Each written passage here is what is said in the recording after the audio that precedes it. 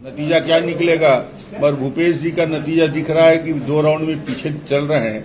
इसका मतलब ये है कि जनता ने उनके सारे मंत्रियों को नकारा है, पूरी सरकार को रिजेक्ट किया है और भारतीय जनता पार्टी को पूरा का पूरा आशीर्वाद और समर्थन दिया है। सर, शुरुआती बढ़त आखिर क्या माने कि बीजेपी को जनता क्यों चुन रही है? मैंने पहले भी इसका जवाब दिया था कि भारतीय जनता पार्टी मोदी जी के नाम से, मोदी जी के काम से, 9-9.5 साल की उपलब्धि को लेकर जिस प्रकार केंद्रीय नेतृत्व ने मेहनत किया, प्रधानमंत्री जी ने समय दिया, गृह मंत्री जी ने समय दिया, राष्ट्रीय अध्यक्ष जी ने जो समय हमको दिया और जनता को मोदी जी की गारंटी, जनता ने उस पर भरोसा किया, भूपेश की बातों पर भरोसा नहीं किया। ये प्रथम चरण के रुझान में स्पष्ट दिख रहा है और ये निश्चित रूप से भारतीय जनता पार्टी के लिए और राष्ट्रीय नेतृत्व का आशीर्वाद मिला और हम जीत की ओर बढ़ेंगे। छत्तीसगढ़ में आपको सबसे ज्यादा भरोसा, आप सबसे मुखर होकर बोले कि हम जीत रहे हैं, भूपेश पे भरोसा लोगों का कम हो गया और सबसे बड़ी बात गृह मंत्री ने आप पर भरोसा जताया था। आपको अंडर करंट पता था सर कि ऐसा हो रहा है?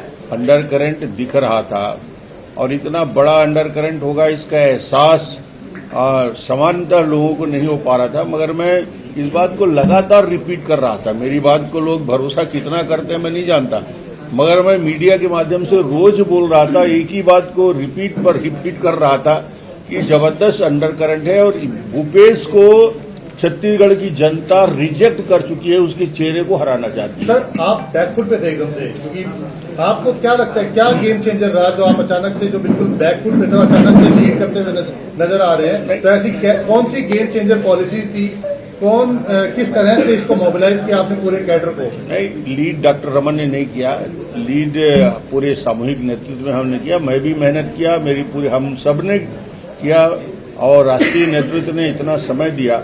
मगर जैसे ही हमारी घोषणा पत्र जारी किया हमने और वो घोषणा पत्र में मोदी जी की गारंटी उसमें लग गया, उसके बाद जनता को 100% भरोसा हो गया कि भारतीय जनता पार्टी जो कहती है उसको करती है और मोदी जी की बात पे। और 15 साल, फिर मैं रिपीट करूंगा, 15 साल जो डेवलपमेंट के काम हमने किया था विकास के, उस काम को भी मुहर लगाया। क्या आपको लगता है कि जो करप्शन था, जो भूपेश बघेल ने जो किया था लगातार एक के बाद एक करप्शन की जो चीजें सामने निकल करके आ रही थी, उसने भी बड़ा इंपॉर्टेंट रोल प्ले किया? बहुत बड़ा मुद्दा था भूपेश बघेल के करप्शन और लगातार वो शराब की घोटाला हो, कोयला का घोटाला हो, महादेव ऐप का मामला हो, पीएससी में भर्ती में युवकों के साथ छल किया गया वो घोटाला हो, महिलाओं के साथ जो उस प्रकार से वादा खिलाफी किया गया वो बातें हैं।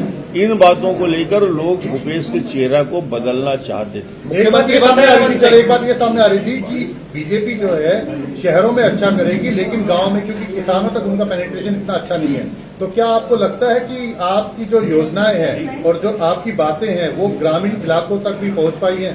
पूरी महिलाओं ने और युवकों ने जम के वोट दिया और किसानों ने भी समर्थन। सर, आप 9 मंत्री पीछे हैं, अगर मौका मिलेगा मुख्यमंत्री बनेंगे? ये पार्टी का निर्णय है, पार्टी जिसको भी जवाबदारी देगी। हम लोग एक सामान्य कार्यकर्ता हैं, जब जैसी जो जवाबदारी दी गई उसका पालन किया, आगे जैसे पार्टी का निर्देश होगा और जिसको भी जवाबदारी दी जाएगी सब मिलके उसको छत्तीसगढ़ में एक बेहतर सरकार बनाने का काम करेंगे।